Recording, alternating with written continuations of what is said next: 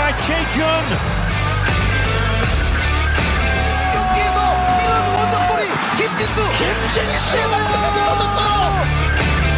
header is good, and it's the Thai defender John Tae-wook, and eventually Korea have broken the deadlock. You're listening to the K-League United podcast, proud partner of Football Nation Radio. Hello, annyeonghaseyo. Ryan Walters in the Kim Do-hoon bunker once again. Got to get it in there while we can, because I'm pretty sure we're not going to be able to do that for the rest of the season. I'm joined this week by Paul Neat. Hello there. And from Gwangyang, checking in on the Dragons, it's evil Pete Hampshire. Hello, man. Hello, how are you doing, man? Yeah, I actually checked out the stadium yesterday. I had a little nice walk down the river. It's all right, darling. Yeah, it's all right. Yeah, Gwangyang's not bad, man. I mean, there's not a ton going on, but for a visit, oh yeah, the food's good. Mm-hmm. It's the place to be. Yeah, speaking of Thunder Chicken last night, and it's cheaper than kimchi. You know, forgot about Thunder Chicken. What's the weather like down there, Pete? Is it snowed up here yesterday? Yeah, it snowed here, but it didn't stick, so that's all right. That's all right. I miss the southern winters, man. Winter is in Gwangyang for like 6 weeks, tops. Like by mid-February, you're rolling around in a spring jacket again. It's great.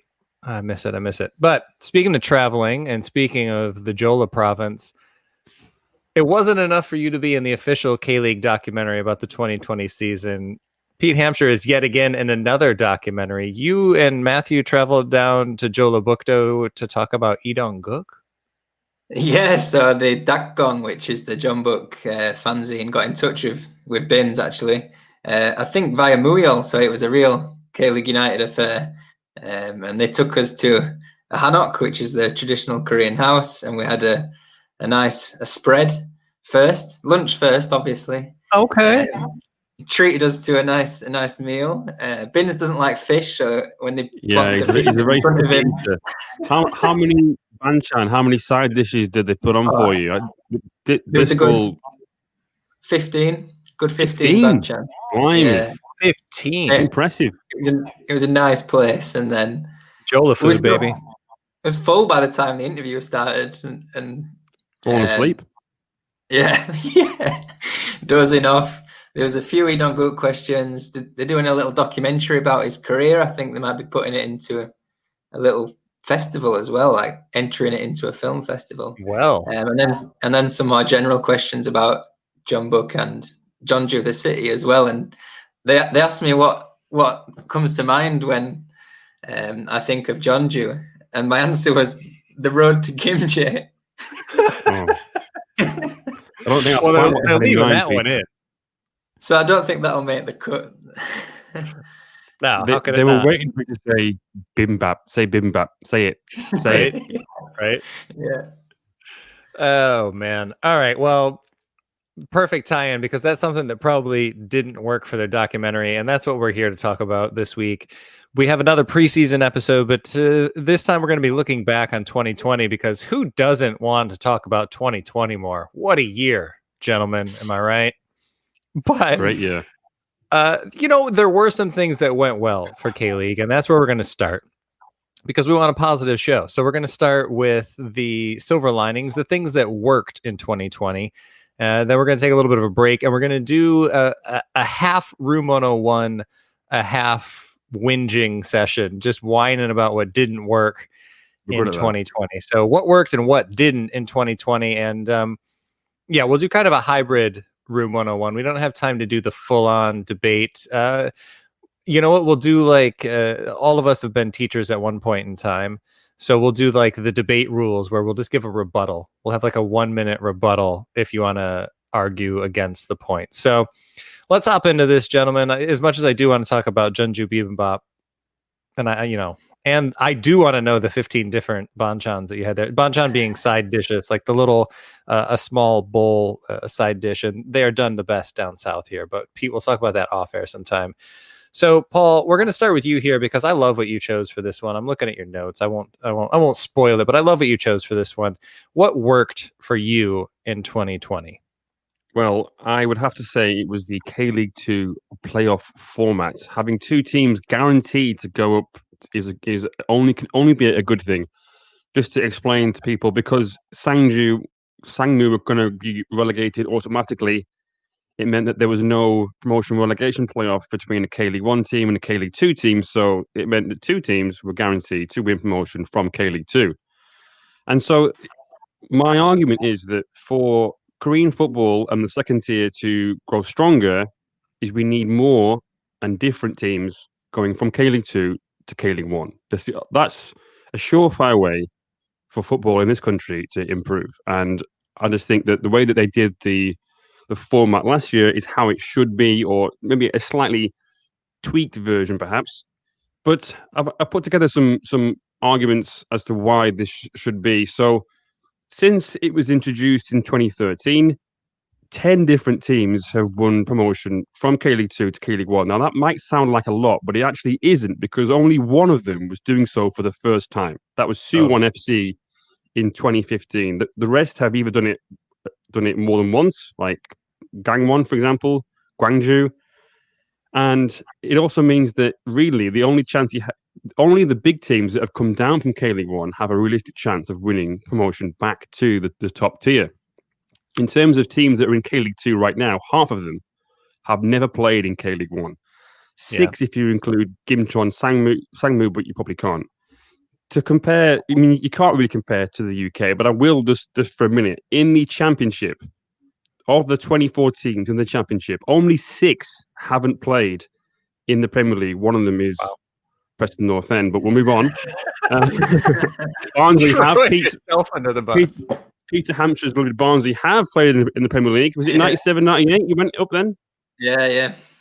That was our year of fame. I saw 2 games. I was too young, unfortunately. Oh, yeah. I remember John Hendry scoring at Old Trafford. Yeah. Right. And then even 8 teams in League One have played in the Premier League. So as a result of being able to have more teams go up, those 2 leagues, the second and third division in the UK, are stronger as a result. Now, also, if there is threat of automatic relegation in K-League 1, K-League 1 teams will then invest more. There's no reason why Incheon shouldn't be like Daegu. Mm-hmm. They have the facilities, they have everything set up. There's no reason why they shouldn't be knocking on the door for ACL.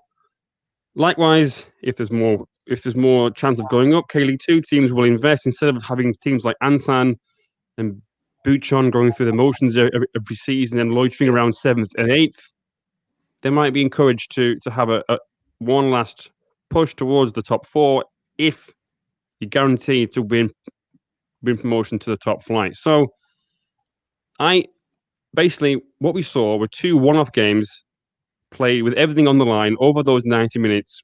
This is how it should be, but with a few tweaks, neutral venues, and no strange rules about home teams winning or only needing a draw or whatever. I don't like that. Play it in a neutral venue, make it fair, and you have 4 teams instead of just 3, second, third, fourth, and fifth, and then everybody wins. You get more teams in K-League 1, and eventually, when teams yo-yo up and down, because they will, you're going to have more varied teams in K-League 1. Teams like Anyang, the citizen clubs, are going to benefit from more income, and it's only going to be a good thing. So that's my argument.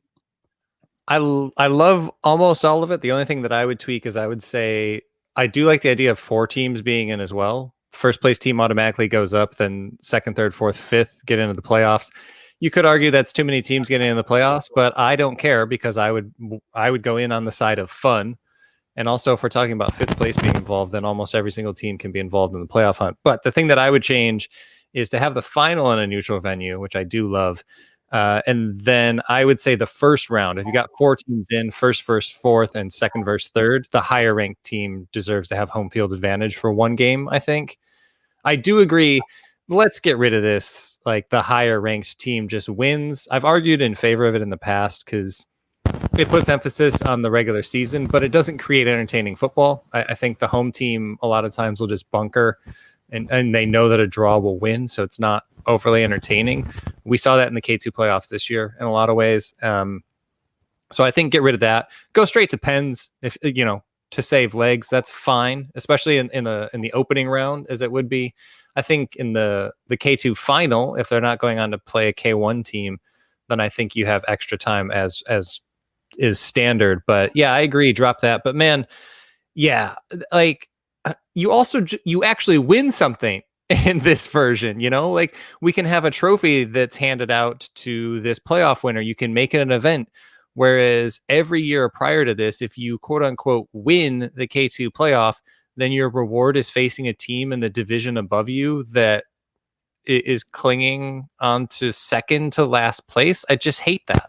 Yeah, and obviously over 2 legs, of course, the bigger team is going to win. More often than not, it probably has over the last 7 years or whatever. So, yeah, it has to go. And I just think 2-leg crap has to go. It has to go. And yeah, I do agree with you about second versus fifth, third versus fourth. The team who finishes high and gets home advantage. Yeah, because I mean that time of year in Korea, it is cold. You don't want to add more games to it. So that I do agree with. But yeah, just make it better, please. Yeah, and that wouldn't be hard to do. It wouldn't be hard to do. What stands out to me from Paul's argument there is the teams like Anyang and Bucheon, because as a Barnsley fan, without the playoffs, a team on a similar level in our league to Anyang, where we're just hovering around the bottom area, without the playoffs, then we wouldn't have had half of our memories of the past 20 years, because the playoff games have been the end of season excitement and the best memories for so many fans in England. I know it's taken a European view of it, but so many good memories come from playoff games. So to extend it can only be a good thing. All good memories come from playoff games, Pete. That's why we need playoffs across the league. I mean, especially with Ilyachenko signing for Jumbuk. Let's just get a playoff and see if somebody can beat them once. But anyway, we'll talk about that another time. I'm not going on to playoffs now. All right, well, Pete, I like a lot of what you're saying there as well. And I think we'll just stick with you here. Let's move on to what worked for you in 2020. And it kind of relates, but yeah, go on.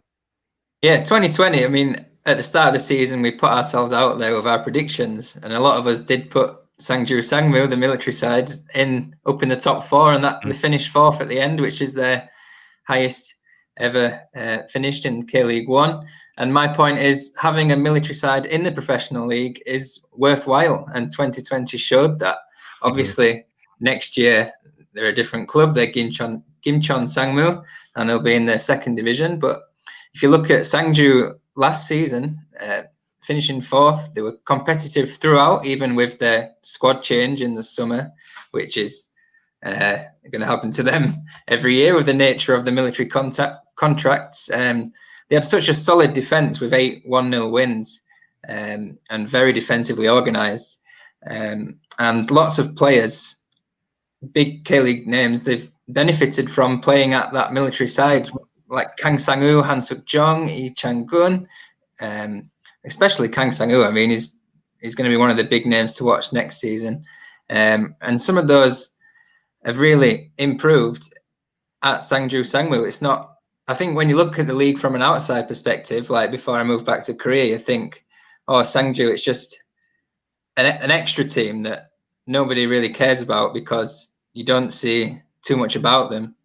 But they've really developed over the last few years into a team to watch. And also it's become beneficial for players getting the national service out of the way in a different way to having to win a medal, and the pressure of winning a medal at a continental tournament or an Olympics.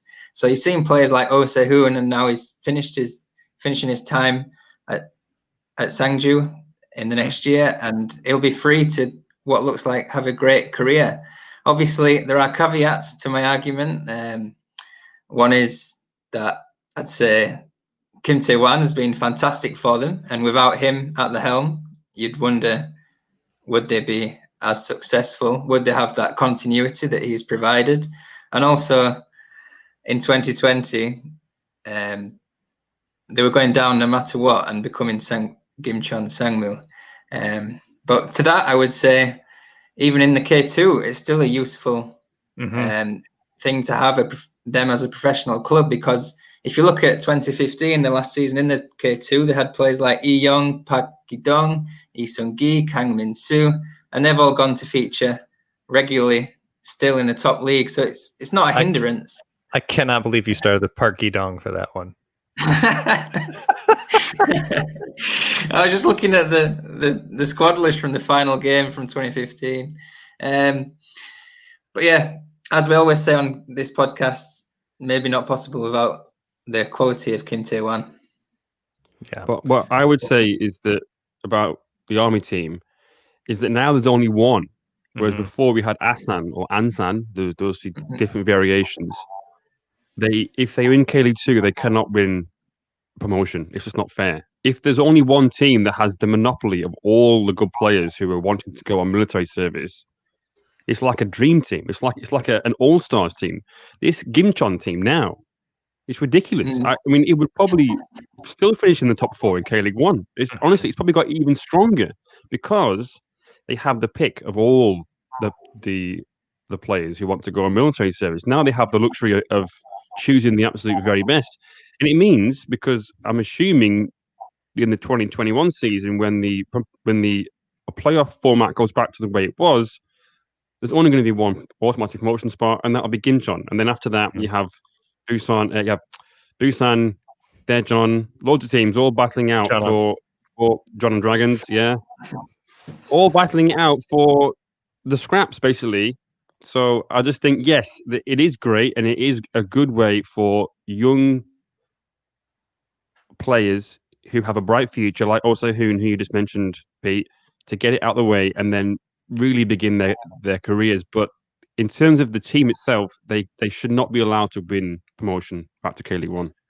See, I like the idea of them being in K League 1 because then it's not so much of a punishment doing your military service. Because like if you can stay in the first division, like Oh Se-hoon, or like let's keep using him as an example because he was with Asan as like one of their first non-military players, non-police players, and he was on that team. But then he made the jump to the first division with Sangju while doing his military service.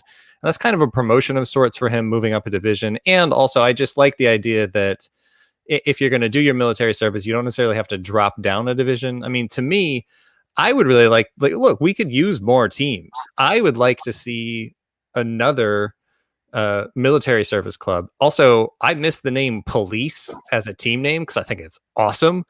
Ansan Police was a sweet team name, so let's get that back. Oh, loved it. I don't know. I don't think going down to K League 2 is a big deal because what's the alternative? You're going to go and play K3 or playing K4. Look at like EKJ was playing for the baggage handlers. I'm not sure that is their official nickname at Gimpo, but you know, like it should be. It should be, yeah. There are worse I don't think playing in K League 1 or K League 2. If you can get your military service done and still play in K League 1 or K League 2, I don't think it really matters that much.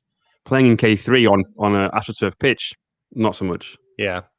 I mean, again, for me, I would like to see both teams back because I don't think Sangju is going to get relegated, or Gimcheon now. That's going to take a while. I don't think they're going to get relegated once they come back up with the squad that they can have. And then really, to me, and this is where a lot of the teams are moving anyway, if we have one in the second division especially, then I think there should be an age limit. Like there should be an age cap on we'll call it the police team. Sure, fine. What Ansan/Asan used to be. I think that's a strictly U23 team. And then you just focus on youth development for them. And then Sangmu becomes the full-on military team where anybody of any age can go. That would be ideal to me. But I agree, Pete, with the overall point that we should have these teams around. But I'm rambling on to your point, which is eating into the time that I had for mine. But mine is a brief one. So that's why I've chimed in on your guys, because to me, the thing that went really well in 2020 was the fact that we were able to play football here in Korea. And that's the COVID-19 response from the league. Again, we've talked about this all year. A lot of it comes down to how the government has handled things here, but it's not an accident that K-League was one of the first leagues up and running in the world. Not the first. We're not forgetting about Tajikistan and all the other leagues that were going around that time, but it was one of the first major leagues, the first major league major in quotes, whatever. I'm going to stop with the disclaimers. It was awesome that we got up and running when we did, and that's because of how the clubs handled this. It's how the league handled it. Back in August, actually in May, before the league started, every single team had all staff and players tested. Almost 1,200 COVID tests at the beginning of the season, all came back negative. And we had one player this entire season test positive for COVID. And that's because they went and had a little party. And they're brainless. And I don't know who it is, but I can't say. Yeah, we won't throw anybody under the bus. It was a second division player. Anyway, but that wasn't team related. And then there wasn't an outbreak at the team. I mean, we know it was Daejeon. We reported on this.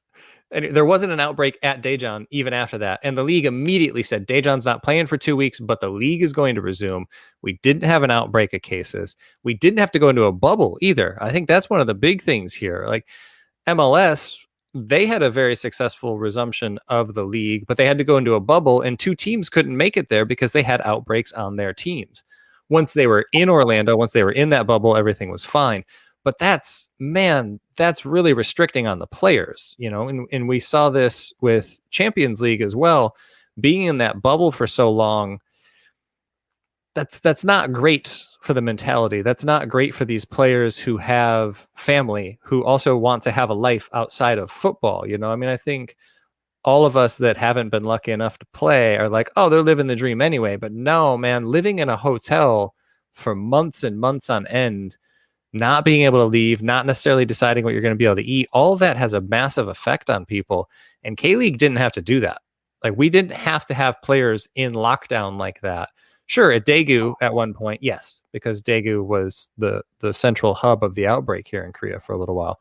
But that wasn't even the full season. Like, I just absolutely props to everybody involved on this at every single club and league-wide, because it was handled tremendously. And I think the big thing for me is that the players largely had the freedom to go about their lives as much as any of us did in 2020, you know, as much as any of us did here in Korea, which was more than a lot of places. But I think playing behind closed doors wasn't ideal, but it got the league back up and running. It got eyes on the league in ways that we've never seen before. It was just a tremendously well done response to a global pandemic. And again, kudos to everybody involved in all of the testing standards and everything else. That luckily we didn't have to get the nose tests when we were going in, but we had temperature checks and a bunch of other things just getting into the media end, and everything was done extremely well. And that's one other thing. FC Seoul's got that sweet camera where you can just have your temperature taken and everything. Don't have to touch anything. Love it. Love it. Get me more of those. But yeah, that's my thing for 2020 is that the COVID response was just fantastic. Yeah, can't argue with that, really, can we? Yeah, and from a media side of it, going into the grounds, obviously we'd love to have fans there, but yeah, the only real difference I noticed was less mixed zone interviews. There was still manager conferences. Yeah, I missed having the mixed zone interviews because it was, you know, if I was going into the stands and having a beer, obviously that's what I was looking forward to doing. But if I was sitting in the media area, it was going into the mix zone afterwards. That's what I used to look forward to. But hopefully we'll have those back eventually. I don't think we'll have them back in 2021. Certainly not in the first half. Not until the vaccine's been completely rolled out anyway. But yeah, you're right. I think there's a way we could get them in, but I think the players don't really mind not having it, so that's why we don't have them. Yeah. But that just means we got to go to press conferences more. Work on the Korean skills. All right. That's going to be it for the positives. That's it. We're diving in. We're going in 2-footed on a bunch of crap in the second segment. But yeah, we'll be right back. FNR is a revolutionary football-dedicated digital platform, the first of its kind in Australia. It provides a 24/7 live online radio platform experience, podcast hub, and acts as a content provider for TV, radio, and digital. Having reached millions of listeners and football fans since launching, FNR is accessible worldwide via its website or app, providing a platform to discuss, debate, and celebrate the world game. We are your voice of football, FNR Football Nation Radio. Welcome back to the K-League United podcast. I'm your host, Ryan Walters, joined this week by Paul Neat. Hello. And Pete Hampshire. Hello.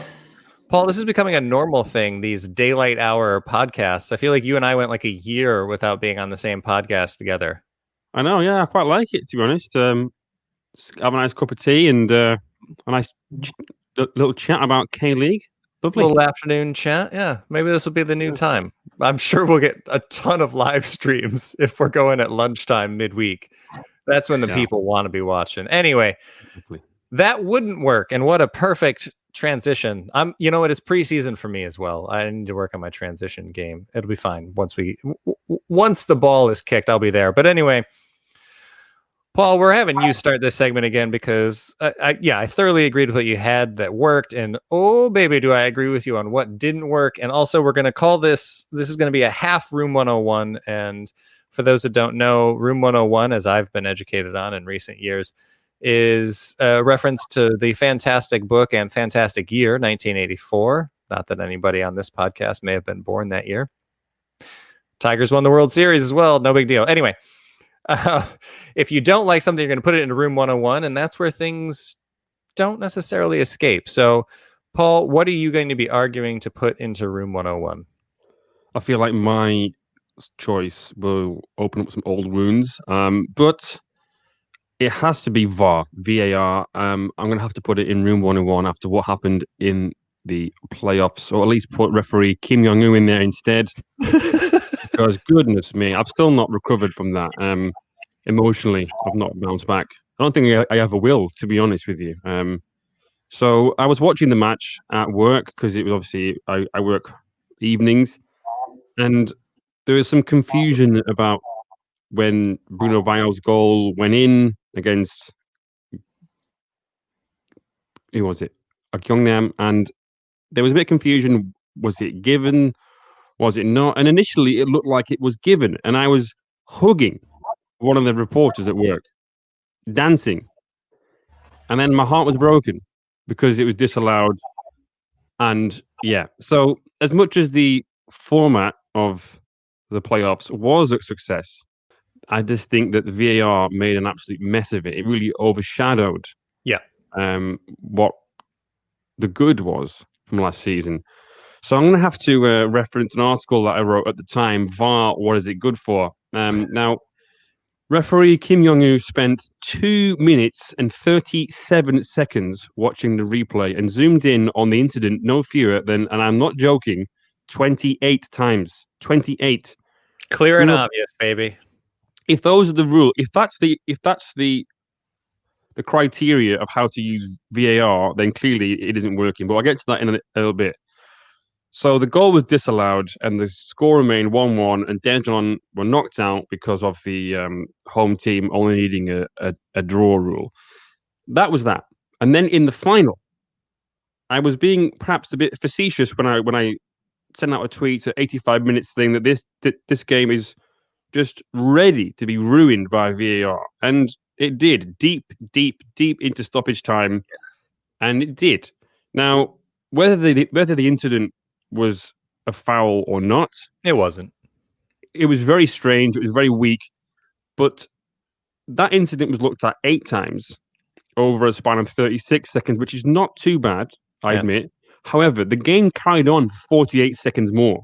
In fact, Gwangyang went up the other end and very nearly scored themselves. They earned a corner, and then it got brought back. And then, can you imagine if you are a Gwangyang fan, you're on the cusp of returning to K-League 1, literally seconds away, and then that happens. It was just a farce. It was not a foul, but even if it was, there's too much time elapsed between the so-called incident and the decision being made. It was a disgrace. And like I said just a minute ago, if clear and obvious is the interpretation of the rule, if that still is the case, then that was not a situation where it needed to be used. It was an absolute joke. And unless we can use it properly, VAR has to go. It has to go into Room 101. It's ruining football, not just in the K-League. But as a fan, you're just not safe. You just don't know. You can never really know that you can celebrate your team scoring, because you just never know. It's like swimming in shark-infested waters. It's like something's going to come and get you.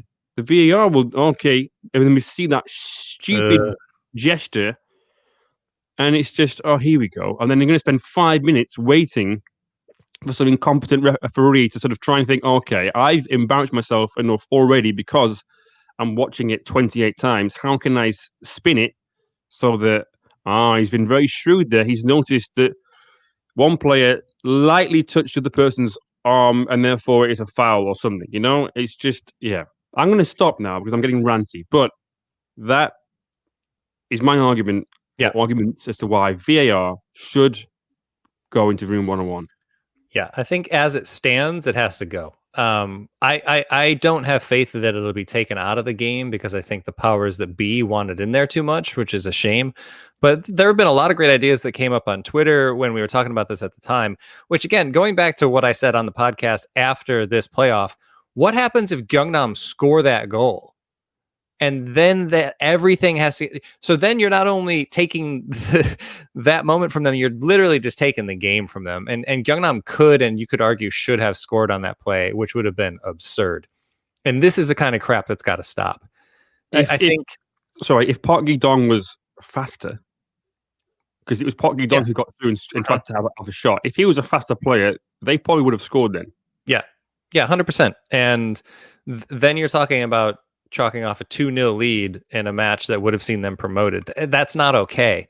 And I think the big thing for me, I would love to see it taken out of the field officials' hands.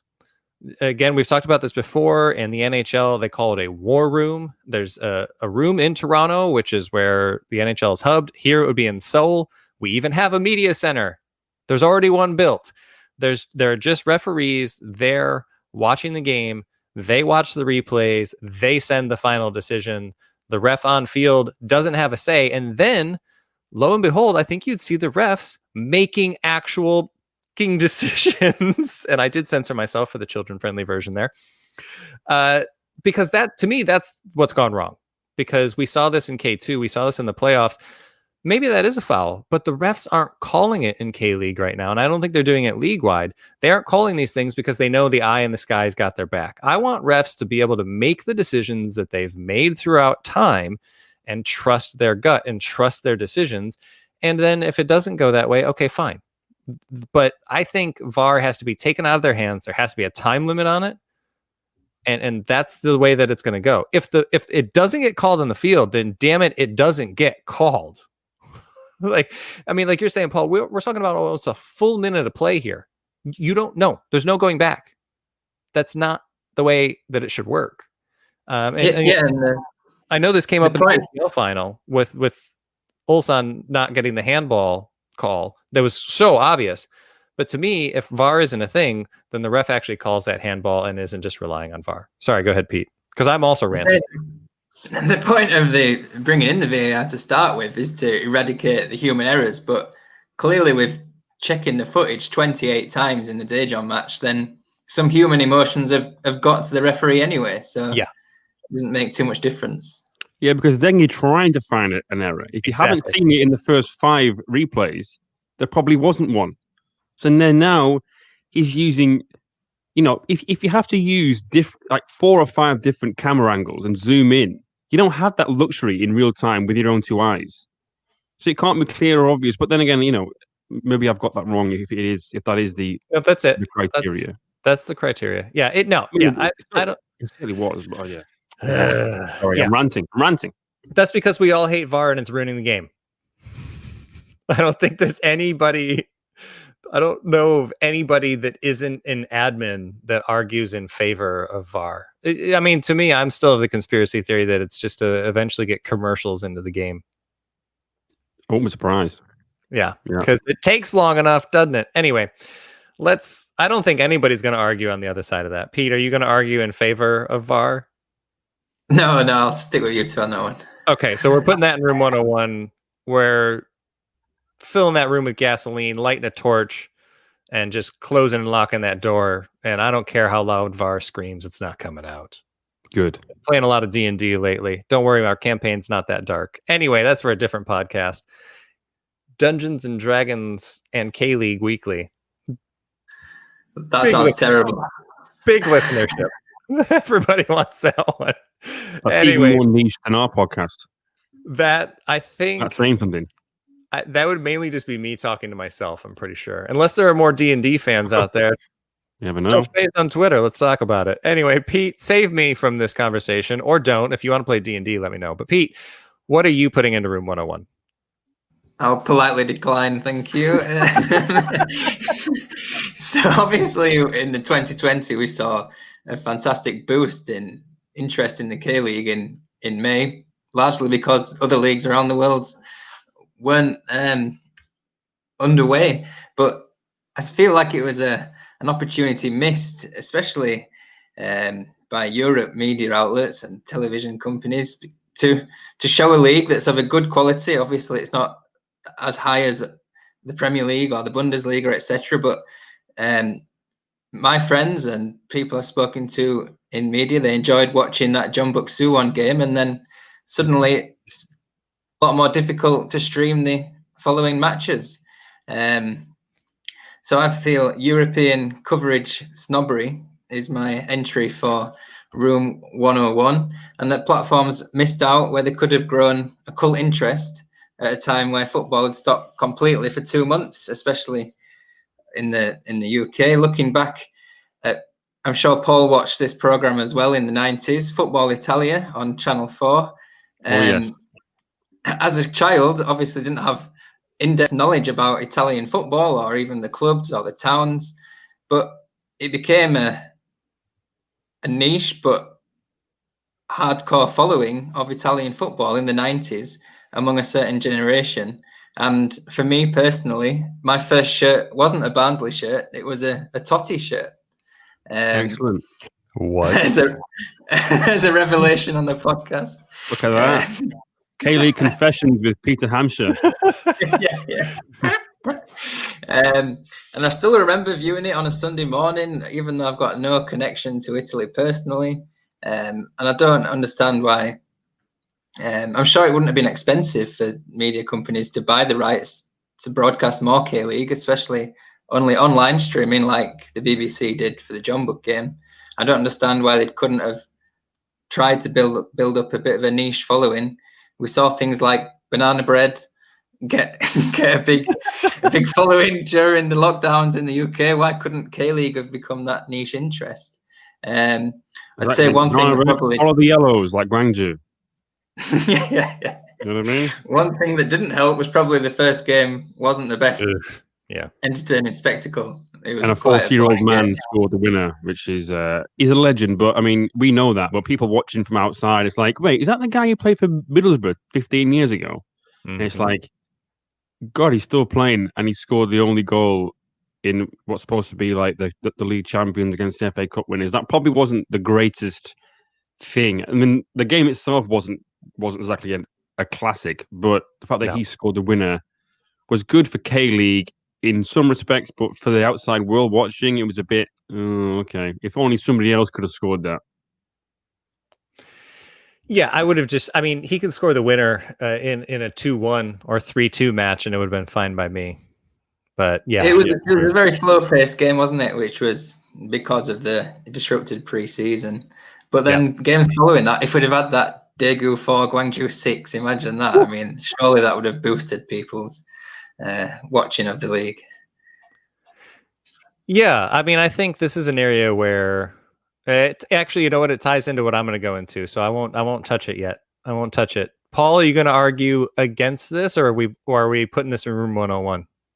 No, I can't argue with it at all. Yeah, it should go into Room 101 because why not? There's been a there certainly was when all the big names started going over to the Chinese Super League. There was a morbid fascination in the UK around the Chinese Super League. Even Sky Sports started to air the games live. Chinese Super League, I think we probably would agree. We are biased here, but we would probably say that K-League is a better standard slightly than the Chinese Super League. Okay, they do have or had players like Hulk and Oscar, but I think the K-League is better.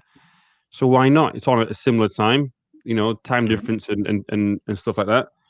I mean, okay, a game at 3 p.m. in Korea on a Saturday, the time difference with the UK, you tell me you got anything better on at that time slot? That's a good point. You know what I mean? You want to have some live football? Why not? So yeah, I totally agree with you, Peter. Missed opportunity, and hopefully with more. I think we've learned that there are going to be a few more overseas broadcasters involved next year, or sorry, this season. So hopefully there are countries out there that want to take up the opportunity and broadcast matches from the K League. Yeah, and if you need anybody to host a match of the day style show, just let Look us no know. further. Let us know. Anyway, yeah, I mean, I'm going to agree with you, and we'll put that one in room 101 as well. Moving on to mine here, because our half-hour podcasts always go a little longer than half hour. Our preseason ones end up being full episodes, but whatever. Anyway, what didn't work? Well, the ASEAN player quota didn't work this year. This past year, I should say. Nobody took advantage of it, which is tremendously disheartening. I think a lot of that hopefully had to do with the pandemic, but we saw a lot of player movement outside of that. So I don't think that's what it was. I think this is utterly foolish for zero teams to be taking advantage of this rule. If the bigger teams want to fill up their roster quota with European players, with Brazilian players, and challenge for a title, I get that. I also do honestly think that there are some Southeast Asian players that could help with a title push. Again, all we need to do is look across the pond to K-League, or to J-League rather. There are plenty of Thai players doing really wonderful things over there. And that's just Thailand. That's not the entire region. But I would never put that into room 101. So I'll just say that I hope some of the mid-table teams in K1, and definitely literally every single team in K-League 2 should be looking at this roster rule this year, because it's just absurd not to take advantage of it. But I would never put that into room 101. What I am going to put into room 101 is just about every single team's marketing department. That's right. Even Daegu FC is getting thrown under the bus here. They do everything well domestically. They're maybe the best marketed team domestically. Love everything they're doing here. But apart from size, doesn't matter. No, I loved that. I love it. Come on. I love it. That's poor. They should have asked somebody. Does this sound stupid? Yes. They did it on. See, this is the thing. They did that on purpose. They knew what they were doing. They knew what they were doing. No, not buying that. Unlike certain teams that have penetrate as their slogan for 2021. The gift I've applied to that is the most popular tweet I've ever had, I think. So many likes. Yeah, Shimizu S. Pulse has decided to go with penetrate. I think, as I said on Twitter, just so their ultras can be known as Penetration Nation. So that's what you got to go with there. But anyway, on to actual marketing here. And I don't love how corporate I sound with the things that I've picked out here. But to me, this is disheartening that none of the teams, literally not one, really did anything to try to target themselves for an international audience. Not one K-League team is up and running on Twitter, which is a largely English-speaking platform here in Korea. It's not really used by many native Korean speakers. So that would have been a great way to reach out. I would also say it's probably the platform for football internationally. I mean, that's where we follow the games live. That's where a lot of games are live streamed. And we had 5 million people watch that game. That opening game was viewed by 5 million people. 3.5 million on Twitter alone. And then every single team in the league saw that and thought, no opportunity to be had there. We don't have money to pay somebody to run one social media account. And the thing is, like, so many of the teams already have their graphics in English. When there's a goal scored, it has goal in English. It has the player name in English and then in Hangul as well. All of their graphics are already made for this. All you need to do is just interact, but nobody did it. Nobody has an ability to buy their kit internationally outside of Jumbook, and I think maybe FC Seoul. That's not good enough. There was such an opportunity here, and we all knew this. Every single team knew this. It would not have taken a lot for any of them to try to target an international audience at all. At all. I mean, we saw this kind of at the end of the year. Ulsan just were crowned champions of Asia. They did nothing to try to get in an international audience. I think they set up an event in Iran, I think, maybe an online thing to try to get those that didn't like Persepolis on their side. That's a fading thing. That's going to go away almost immediately. Whereas, like, I was just looking at ACL stuff recently, and when Al Hilal won, They had a police barricade, a motorcade driving them to a stadium where they came out to pyrotechnics and a stadium full of people cheering them on for winning the exact same trophy that Ulsan just won. And Pete, as you've said in the past, Ulsan were crowned the kings of Asia. You went to work on Monday and people were like, did you see Sun Heung-min had a really great through ball? Awesome. Awesome. Yeah, Like, that's so true. I'm Sonny's enjoying the world break class. from school at the minute, and now he stopped scoring. Son Heung-min, how typical is? You know, I mean- actually, it's funny to say that about Ulsan and stuff, because at work, the reporter that I sit next to, her family are from Ulsan. So I was like, "Oh, you're gonna watch the game tonight? What game?" And then on the Monday after Ulsan had won, I was like, "Oh, your dad will be very happy. Ulsan won the Champions League. Ulsan have a team." Oh my goodness. Yeah. I mean, that is a perfect failing of marketing here. I mean, Paul, you and I live in Seoul. How many Subway ads have you seen for either of the two K-League teams here? None. None. I mean, if you're on line 6, which is where Seoul World Cup Stadium is, there's sometimes a video on the screen, but not very often. And it's only if you go up that direction. It's only when you're heading up towards the stadium, which chances are you're already on the way to the game anyway. So, but yeah, you're Busan right. Park, I'll give them credit. When you go into Busan Station, either the bus station or the train station, they have ads there. This is the bare minimum, and so many of the teams aren't doing this. And then again, we had a massive opportunity here to get international fans involved, which, Pete, I think to your point, I don't think there's ever really going to be a top-down approach in the modern day of a TV network or an online streaming platform being like, we're going to pick this league and we're going to make people like it. It's got to go the other way around. There has to be interest there. And in order to drum up that interest, teams have to care. Whereas we've got Jeonbuk, who have won ACL, who were on the global stage in that. They had a Twitter account with 50,000 plus followers, and they deleted it. They just got rid of it. It just baffles my mind that not one team in this league, not one of 22 teams, wants to look outside of Korean borders to market themselves in a global game. It is just such an utter and complete failing. On the subject of K-League clubs on their Twitter accounts, remember when Gwangyang moved into their new stadium, and I said to you, Ryan, look, Gwangju have got a advertising board with their Twitter handle on it. I was like, that's excellent. That means they're going to bring it back. And you're like, no, I think that's a very old board. and then lo and behold, the next week it was their Instagram one instead. I was like, but surely someone must have thought, we do have a Twitter account. Maybe we should use it. No, they just thought, you know what? Let's just throw it away. Let's burn it or whatever they did with it, because it wasn't there the following week or the following home game. Yeah, Ryan, I 100% agree with you, and I want to just touch on the shirts thing. Like people wanting to have. Oh my goodness! I am a person who likes to collect football shirts for no apparent reason. Teams that I've got no affiliation to, if it's a nice shirt, I'll buy it. Mm-hmm.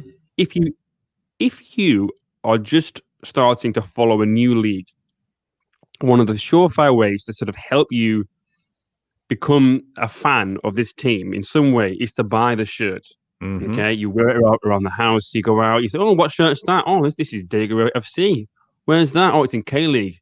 Oh, yeah, you can watch it on BBC now. You can watch it on whatever. You right? If you make it for any product, if you make it difficult for people to try and buy it, they just won't do it. They'll give up. Why on earth is there not? Wasn't there a connection between international broadcasting, international fans? They might want merch. Why was that never ever thought about? KBO did it. KBO games were on ESPN, and they had a broadcast. Exactly. They had an international shop. They were ready to go. Maybe this doesn't change the entire landscape, but you've got to start somewhere. And none of these teams are starting anywhere. It is just absolutely absurd to me that not one marketing department has thought, what if we tried to market ourselves internationally? Liverpool is super popular here in Korea. They're a real long way from these shores, and yet somehow that team has become popular. Imagine that. Let me just say one more thing about this as well. Is Dejon, when they were taken over by Hana Financial Group, one of the things that they said was that they want to become a global football club. And by that, they want to be in the ACL and a team that is recognized, at least in the continent or around the world. Fine. That's great. Their Facebook name is still only in Hangul. Yeah. How are Nailed you it. going to become a global name if only people from one country can read and search for you on Facebook? It's bizarre. All right, it's a Korean club. It should be in Hangul, but you should have Absolutely. English there as well. Everybody Yeah. else does it. Bizarre. This is one Yuri Levi of Babagol and of great Twitter fame brought this up about the league not being overly marketable. The player names being in English on the back of the kits might not be a bad idea. And this is one Daegu does this. I found it really strange at the time, so Leland also does it, but on an international broadcast, and we see this every time when the goals of the round or the best goals of the month go out, and it's like, oh, who had the best one? Well, not everybody can read Hangul, and so those videos, and then like even if you're trying to watch the game, like, oh, this number 7's really good. That's someone. Like, if somebody can't read Hangul, which I think we just kind of forget about because it's so second nature for those of us that live here, that's also not helping market internationally. But then again, it's Korean league. I do love the player names being in Korean on the back, so I don't really know where I weigh in on that one. But I do agree with you. The games that are broadcasted internationally, why not? Why not put, or at least just when the graphics come up on screen, have them in English and in Korean. Why not? I mean, they probably do that actually for the international broadcast. But yeah, the name on the back of the shirts, why not? I'm pretty sure J League has their names in English. I'm not 100%. I mean, I know the J League kit that I have has it in English on the back, and it's not an ACL kit. But that's a touchy subject because obviously the Korean League should have a ton of Korean pride and Korean love in it, and that doesn't include player names. But again, if we're trying to market internationally, player names in English on the back would help international viewers and broadcasters. But that's a whole other thing. My thing right now for Room 101 is that the marketing departments for just about every single team, Jumbook, you get a pass. Jumbook, you're doing all right. Surprise, surprise. But it's just got to be better, and it just wouldn't take hardly anything at all because, like I said, so much of what's already made right now is in English. Anybody that follows me on Twitter sees all the Jun'em Dragons stuff that I'm putting out there. That's from their official channels. Obviously, I'm not designing this stuff for Jun'em Dragons. It'd be great. Dragons, if you need someone, let me know. But all of that says like, welcome to the Dragons, or thank you, goodbye. All of these things in English. The player names are in English. Like it's 3/4 of the way there. Just get it over the finish line. It just kills me. Anyway, I went long. This is a ranting section. Are either of you going to dare disagree with me on this one? No, I agree with you. Nah, yeah, same here. All right, we're just too agreeable today, but I do think we did pick things that it's like, yeah, get them out of here. Put those in Room 101. All right, so all three went into Room 101. Good. I think Bins has a much more controversial pick for this section that we'll bring back for the regular season, but I'll let him sit on that one. But that about does it for what worked and what didn't. But if folks would like to get involved, Paul, you have been doing a ton on Patreon lately. Yes. First of all, I want to say thank you to our latest Patreons: Ian Plummer, Kevin Watkin, Julian Sandras, Chris Johnson, Andrew Delbridge. Is that any relation to Harrison Delbridge? I do wonder. Ostrix Mostre, and also welcome back to James Saunders. And of course, hello and thank you to all our other existing Patreons. Your support is genuinely greatly appreciated. Yes, I have been busy at the moment on there because I want to sort of make sure that we have enough content that you like to sort of make it feel like that what you are paying to us is worthwhile for you. So we do have regular transfer rumor updates. Not every day, but depends how many rooms I do find. So there might be one up tomorrow. Daily K-League briefings. I will be doing one every day for that until the season begins. When the season begins, I'm not sure if I'll have time, but that's for now. All kinds of different articles on there, Saturdays and stuff like that, pub quiz questions, And we've got a lot of new ideas coming for the new year, so stay tuned for that. So if you want to sign up, we have tiers as low as $1, but the good stuff is from $3 and $5, and there's even a $10 tier, which we will have some kind of special incentive. Stay tuned for news on that in the coming weeks. But yeah, if you haven't signed up yet, then now is the time to do so. Yeah, mailing is very difficult right now. We would like to get a 2021 version of the KLU kit. We'll see. Hopefully we can mail things internationally soon. But yeah, that's all sorts of things going on Patreon. And we'll also have a survey up there soon to see what people do and don't like. And we're going to start to tailor things in 2021 based on what you do and don't like. And speaking of 2021, if you want to listen to this podcast live, you can continue to do so on Football Nation Radio down in Australia. And as I say every week right now, especially while K-League is not in session, if you'd like to very easily stay up on an Asian league it's pretty entertaining. I always have fun watching A-League games here in Korea. They stream for free on YouTube. And if you want to dive in and know a little bit more about the league, Football Nation Radio is your place to go for that. All sorts of podcasts, interviews with players, everything going on down there. It's been really fun catching up on the league, and I'm going to have a split focus when K-League does resume, because it's been great watching games for free on YouTube with English commentary. It's all sorts of fun. But back to our podcast. If you subscribe wherever you download your podcast and leave us a review, you will be entered into this month's K-League kit contest, which is going on for just a little bit longer. It is a Suwon FC away shirt. It's up on the official K-League Twitter handle right now. You can view it there. It's from a couple of years ago.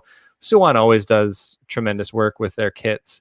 And this is another example of that. I'm excited to see what they come up with this year.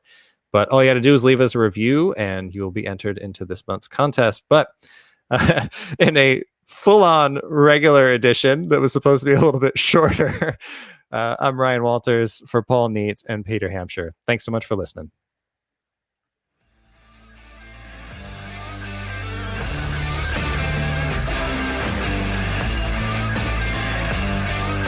Sangju Sangmu, 공격 복귀, Pete Hampshire.